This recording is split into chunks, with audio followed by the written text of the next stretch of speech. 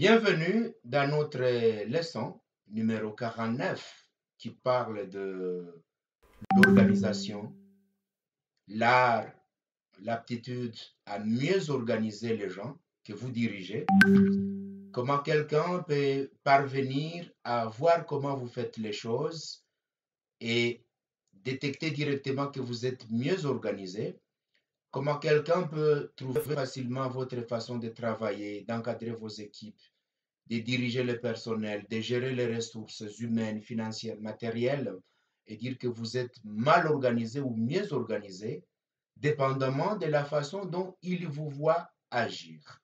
En fait, l'organisation, organiser, l'art d'organiser, l'aptitude d'organiser, c'est l'une des grandes compétences de leadership et de management qui permet au chef, au responsable, à celui qui a la vision, de savoir comment structurer les choses, coordonner les gens, planifier, structurer, organiser les choses de sorte que dans un délai record, on atteint les objectifs qu'on s'est assignés ou pourquoi pas atteindre la vision.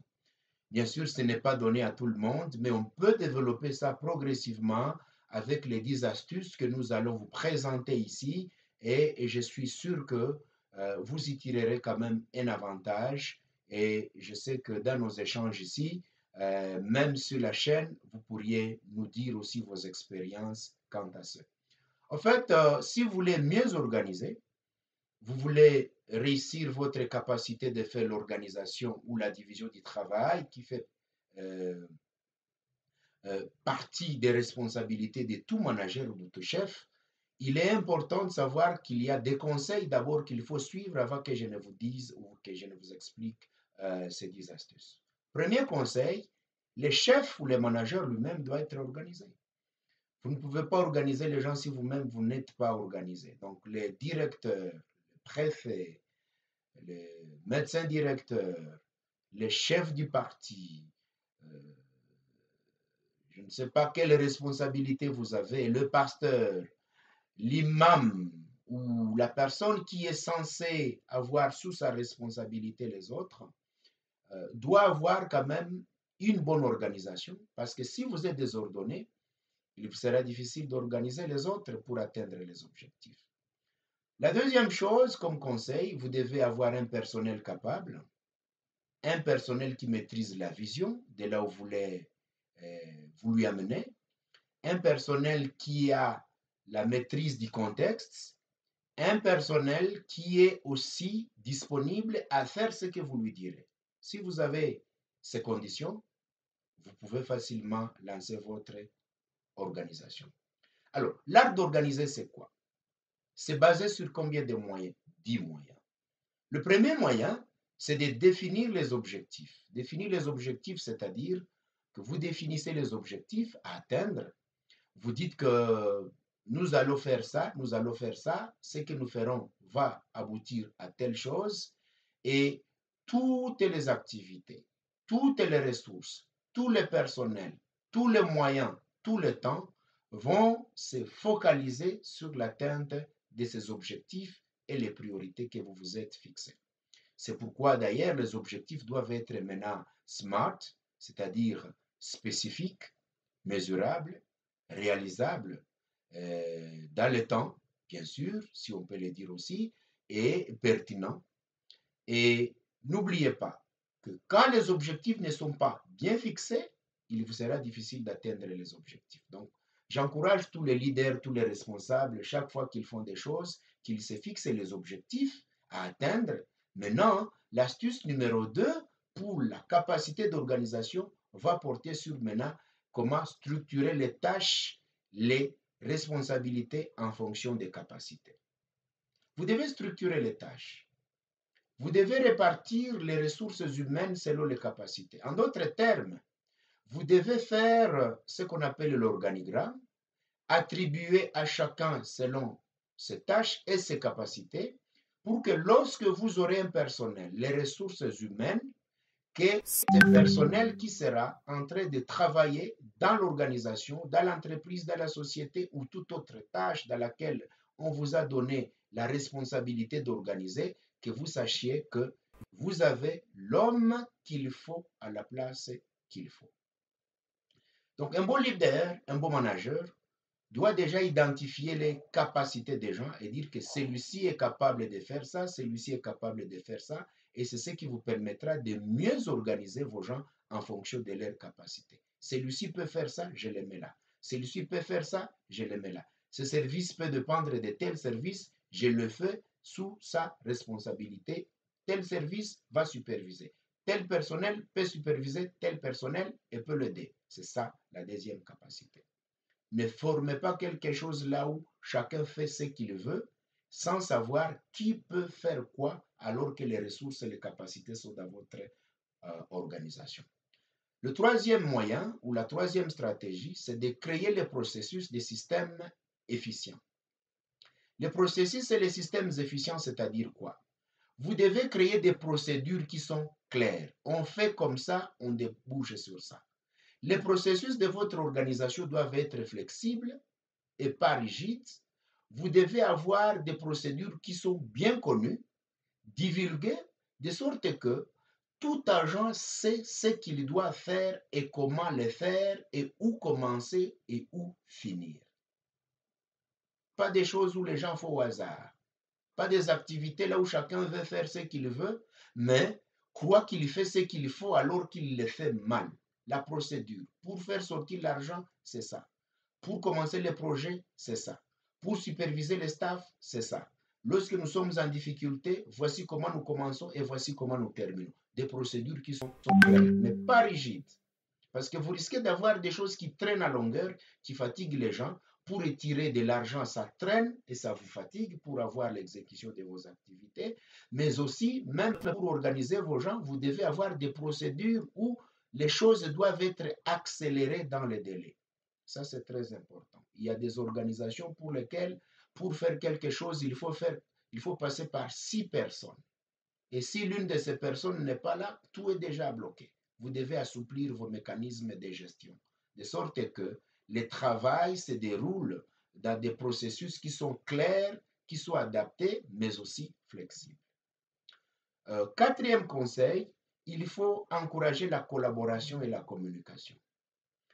Encourager la communication et la collaboration, c'est-à-dire comment? Un responsable, un manager doit créer un climat propice dans l'organisation où ceux-là qui y travaillent collaborent facilement, peuvent échanger les informations très rapidement et lorsqu'il y a une information, tout le monde en a accès facilement. C'est par des réunions, c'est par des emails, c'est par des appels téléphoniques, c'est par des SMS, c'est par des affiches, de sorte que personne ne vienne vous dire « je n'étais pas au courant ». Même lorsqu'il y a des invitations à des réunions, rassurez-vous que tout le monde était informé avant le temps. Il y a des entreprises dans lesquelles le chef peut garder une tâche à donner à un agent qui demande 4 jours. On est à la deuxième journée, il appelle, il dit, viens faire telle chose. Ça, c'est fatigué et ça démotive les staffs, ça démotive les agents. Donc, c'est-à-dire que vous devez savoir que les gens sont mieux communiqués en temps réel. C'est une tâche à remettre le samedi, donnez-le la semaine, que tous les staffs sachent que le vendredi, on aura un rapport à remettre. Mais ne demandez pas aux gens une chose à faire le matin pour la remettre à 10 heures alors que vous saviez avant, vous étiez informé comme chef, vous saviez à l'avance que cette tâche devait s'exécuter 3 jours avant. Il faut que l'information circule très facilement. Il faut que la personne qui est censée faire sa tâche ou exécuter sa tâche soit informée de ce qu'on lui demande dans les délais. Donc, la fluidité de l'information. Vous allez lire sur notre chaîne, vous allez trouver, il y a un élément que nous avons développé, il y a une leçon là où nous avons développé quelque chose sur la communication de l'entreprise et de l'organisation. Cinquième chose, c'est gérer efficacement le temps. La gestion du temps fait défaut à beaucoup d'organisations, d'entreprises, de sociétés, de partis et ceci, cela, qui fait qu'on n'atteint pas les objectifs à l'effectif. Une bonne organisation doit avoir des calendriers de travail, doit avoir des tâches à exécuter selon le temps. On doit éviter la procrastination, qui signifie remettre au lendemain ce qu'on allait faire aujourd'hui. Débrouillez-vous que les tâches soient exécutées dans leur délai. Parce que si vous ne le faites pas, il y a un moment où vous vous trouverez avec de multiples tâches qui n'ont pas été exécutées il y a 2 mois, il y a 2 semaines. Maintenant, le fait de vouloir les faire très rapidement pour les achever vous pousse à les faire mal et automatiquement, ça détruit votre capacité d'organisation. Faites les tâches en fonction du temps qui leur sont répartis, qui lui est réparti, qui est prévu pour chaque activité. Dites, nous avons 3 semaines pour ce rapport. Dites, nous avons 3 semaines pour terminer cette tâche. C'est un atelier de couture. Dites, dans 2 semaines, nous devons avoir terminé ce tissu. Pour ne pas vous retrouver avec des tissus d'il y a 6 mois. C'est une entreprise de production. Dites, nous allons produire 45 pièces dans 2 semaines. Si vous les produisez avant, d'accord. Si vous retardez, ça va vous retarder aussi dans l'exécution de vos objectifs. Eh bien, c'est ce que nous parlons de la gestion efficace du temps, c'est-à-dire la redevabilité, savoir que le temps vous posera des questions de dire est-ce que vous m'avez appelé dans le moment propice pour que je puisse être participant à cette tâche. La 6e stratégie ou la 6e chose, c'est de gérer de façon efficace les ressources à votre disposition. Vous avez des ressources, vous avez des moyens. Les ressources, c'est quoi? C'est l'ensemble de tout ce qu'on vous remet pour mieux exécuter votre tâche. Les outils, ce sont des ressources matérielles. L'argent, ce sont des ressources financières. Le personnel, ce sont des ressources humaines. Vous devez les gérer efficacement, c'est-à-dire ne pas affecter une chose à la tâche qui ne lui est pas due. N'utilisez pas les véhicules aux tâches qui ne leur sont pas destinées. N'utilisez pas l'argent aux besoins qui ne sont pas prévus dans les budgets. N'utilisez pas un agent à une tâche pour laquelle vous ne l'avez pas recruté. C'est ça ce que nous appelons la gestion efficace des ressources. Vous êtes mieux organisé, c'est-à-dire chacun fait ce qui lui est demandé. Les moyens sont utilisés aux objectifs qui leur sont assignés. Le matériel est utilisé en fonction de leurs prévisions. C'est-à-dire, on a prévu de faire ça, on le fait avec tel matériel. Mais une organisation, une entreprise, une société dans laquelle les véhicules pour l'organisation commencent d'aller dans les transports routiers sur réquisition du chef. L'argent destiné aux bénéficiaires commence à bénéficier aux agents. Les bâtiments destinés au travail commencent d'être les dépôts de ceci, cela. Les véhicules qui étaient censés transporter les agents deviennent les véhicules du chef. Vous voyez là où se trouvent les problèmes. Les salaires qui étaient destinés aux agents deviennent un bien privé du chef qui donne aux gens comme si ce sont des bonus alors que ce sont leurs salaires. C'est plus d'organisation, c'est déjà désorganisé.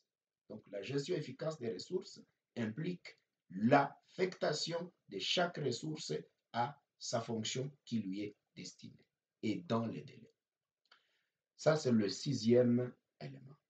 Le 7e, c'est l'évaluation progressive et l'adaptation aux défis. Vous devez évaluer, vous devez faire les suivis et vous devez vous adapter au fur et à mesure que les problèmes sont résolus. Ne soyez pas très rigide et routinier de dire, voilà, on a l'habitude de faire ça, c'est ce qu'on fera aussi demain. Non. Il ne faut pas dire, nous avons prévu de faire ça dans des semaines, maintenant comme on n'a pas fait ça dans des semaines, nous allons prendre les tâches des autres semaines, nous allons les cumuler. D'accord, mais est-ce qu'il y a un suivi? Le suivi veut dire partir en train de vérifier si ce qui était prévu a été fait dans les délais pour éviter l'accumulation des tâches en dernière minute. Le suivi, c'est la comparaison de vos objectifs que vous vous étiez fixés et le temps prévu pour voir si c'est atteint ou si ce n'est pas atteint et rectifier directement là où vous trouvez qu'il y a des erreurs. C'est ça l'organisation. Vous dites que nous avons prévu de faire ça, ça n'a pas été atteint, quel était le problème, vous ajustez directement et vous gagnez le temps. Donc, c'est partir en train de corriger les erreurs en tirant des leçons, de sorte que là où vous trouvez des difficultés, que ces difficultés ne soient pas capables d'avaler vos prévisions. Là, je vais dire que vous évaluez les succès, vous évaluez les échecs, vous évaluez les progrès réalisés, vous adaptez tout cela aux objectifs que vous êtes assignés. La huitième chose, c'est la culture de l'innovation. Qu'est-ce que la culture de l'innovation? Une bonne organisation doit avoir quand même l'innovation. Les chefs doivent encourager les gens à faire la créativité, à la créativité, créer des choses nouvelles, initier des idées nouvelles, to think out of the box. C'est-à-dire, vous devez donner la liberté aux agents de créer des choses qui n'existaient pas avant, d'améliorer ce qui existe, d'introduire de nouvelles choses qu'il n'y avait pas, d'ajuster certaines choses qu'on trouve qu'elles étaient très lentes, on les transforme en rapidité. Donc l'innovation, comprenez-moi l'innovation, c'est-à-dire que vous devez habituer vos agents que c'est lui qui fait ce qu'il faisait et qu'il ajoute une nouvelle donne contrairement à ce qu'il faisait, mais dans le sens d'améliorer sa tâche, va avoir même des bonus, va avoir des encouragements.